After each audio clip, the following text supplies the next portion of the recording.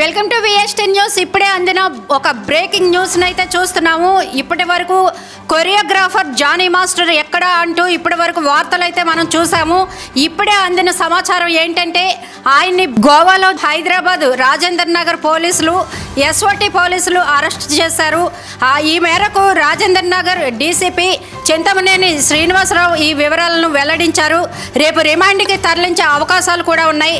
Johnny మాస్టర్పై ఇప్పటికే POCSO case కూడా నమోదైంది. ఈ కేసు నమోదైన వెంటనే జనసేన తన పార్టీ నుంచి అధికారికంగా తొలగిస్తున్నట్లు ప్రకటన కూడా చేసింది. ఇంకా సినీ పరిశ్రమ టాలీవుడ్ కూడా ఆయనపై గుర్రుగా ఉంది. దాంతో ఫిలిం ఛాంబర్ కూడా ఆయనపై వేటు వేసింది. డ్యాన్స్ అకాడమీ నుంచి ఆయన్ని తొలగిస్తూ ఉత్తర్వులు జారీ చేసింది.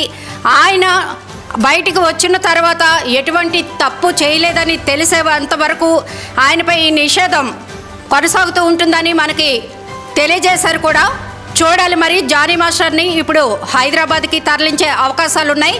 తర్వాత ఏమవుతుందో వేచి చూద్దాం. చూస్తూనే ఉండండి విఎస్టీ న్యూస్.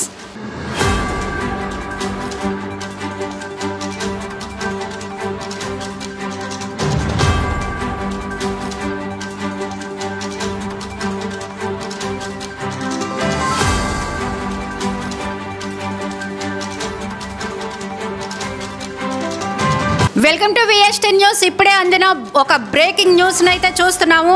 ఇప్పటి వరకు కొరియోగ్రాఫర్ జానీ మాస్టర్ ఎక్కడ అంటూ ఇప్పటి వరకు వార్తలు అయితే మనం చూసాము.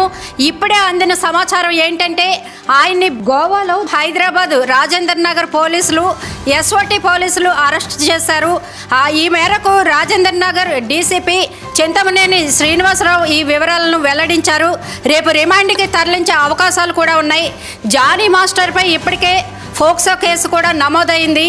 ఈ కేసు నమోదైన వెంటనే జనసేన తన పార్టీ నుంచి అధికారికంగా తొలగిస్తున్నట్లు ప్రకటన కూడా చేసింది. ఇంకా సినీ పరిశ్రమ టాలీవుడ్ కూడా ఆయనపై గుర్రుగా ఉంది.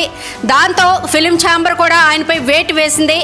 డ్యాన్స్ అకాడమీ నుంచి ఆయన్ని తొలగిస్తూ ఉత్తర్వులు జారీ చేసింది.